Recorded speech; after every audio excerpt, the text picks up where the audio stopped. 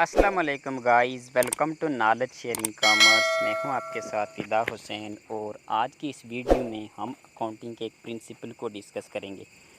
तो चलिए हम अपना टाइम जो है ना वो स्पॉइल करने से पहले हम अपने टॉपिक की तरफ मूव करते हैं। तो आज का हमारा टॉपिक क्या है? Historical cast. हिस्टोरिकल कास्ट ये क्या होता है? हिस्टोरिकल कास्ट ये अकाउंटिंग का प्रिंसिपल है। ठीक है, अकाउंटिंग के बहुत सारे प्रिंसिपल हैं। Money measurement concept, historical cost, accrual concept, accounting period. ठीक है, इसी तरह से वो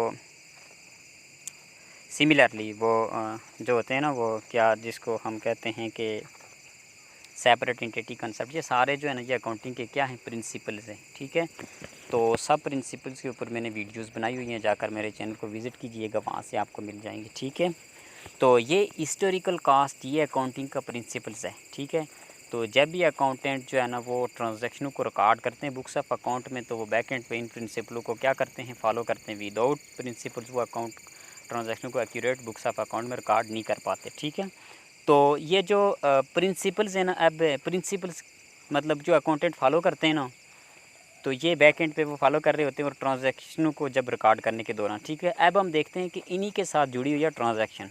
आपके माइंड में ये सवाल क्रिएट हो रहा होगा, ये क्वेश्चन क्रिएट हो रहा होगा कि ट्रांजैक्शंस क्या होती है। ठीक है, तो ट्रांजैक्शंस को अंडरस्टैंड करते हैं हम। तो any dealing between two person for the purpose of business, के दो बंदों के दरमियान जो भी डीलिंग की जाएगी उसका अगर गर्ज उसकी बिज़नेस है, उसका मकसद बिज़नेस है, तो वो ट्रांजैक्शन कहलाएगी। ठीक है, और ट्रांजैक्शंस में सोशल ट्रांजैक्शंस भी होती हैं और जो होती हैं वो इकोनॉमिक ट्रांजैक्शंस भी होती हैं। ठीक है, सोशल ट्रांजैक्शंस कौन सी होती हैं? फ़र्ज़ कि आपका बर्थडे है ना, बर्थडे के ऊपर मैं अगर आपको केक गिफ्ट करता हूँ, बर्थडे केक गिफ्ट करता हूँ, तो वो हम दोनों के दरमियान क्या कहलाएगी? सोशल ट्रांजैक्शन कहलाएगी। सिमिलरली जो है ना वो अगर मैं आपसे पानी मांगूँ तो आप मुझे पानी दे दें, तो ये भी ट्रांजैक्शन हुई है, लेकिन ये सोशल ट्रांजैक्शन होगी। इकोनॉमिक ट्रांजैक्शंस कौन सी होगी? ठीक है, वो होगी कि दो पार्टीज़ जब आपस में डीलिंग करेंगी, लेकिन उनका पर्पज़ क्या होगा? बिज़नेस होगा। ठीक है, तो मतलब फ़र्ज़ किया कोई भी कंपनी, ABC कंपनी, अब अगर रॉ मटेरियल को परचेज़ करती है ना, तो उस रॉ मटेरियल्स को वो क्या करेगी? बुक्स ऑफ अकाउंट में उसकी जो ट्रांजैक्शन होगी रिकॉर्ड करेगी। ठीक है, मतलब इकोनॉमिक ट्रांजैक्शन उसको कहते हैं, या आप यूँ भी समझ सकते हैं आप इसको कि जिसको मनी की टर्म में मेजर किया जा सकता हो। ठीक है, मनी की टर्म में। ठीक है, तो अगर रॉ मटेरियल परचेज़ किया जाए तो उसको हम मनी की टर्म में मेजर किया जा सकता है ना, कि इतने जो है ना मनी का, इतने पैसों का हमने रॉ मटेरियल परचेज़ किया। ठीक है, या किसी प्रोडक्ट को हमने परचेज़ किया या कुछ सेल किया है। ठीक है, जो भी होगा वो मनी की टर्म में अगर मेजर किया जा सकता है तो वो इकोनॉमिक ट्रांजैक्शन कहलाएगी।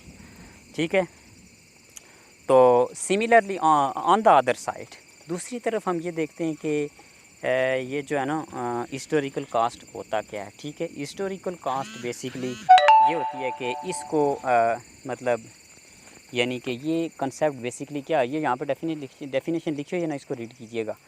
लेकिन कंसेप्ट क्या कहता है? कंसेप्ट ये कहता है कि अगर कोई भी प्रोडक्ट है, मतलब कोई भी कंपनी है ना, वो अगर किसी प्रोडक्ट को परचेज़ करती है या किसी एसेट को परचेज़ करती है या कुछ भी परचेज़ वो करती है, तो वो जिस कास्ट के ऊपर परचेज़ करेगी ना, जो उसकी ओरिजिनल कास्ट होगी, उसी के ऊपर वो बुक्स ऑफ अकाउंट में उसी कास्ट को रिकॉर्ड करेगी। ये नहीं होगा कि अगर उसमें डेप्रिसिएट हो रही है तो वो अगर वो होगा तो वो प्लस डेप्रिसिएशन उसमें शो की जाएगी कि इतना डेप्रिसिएट किया इसने इस ईयर में।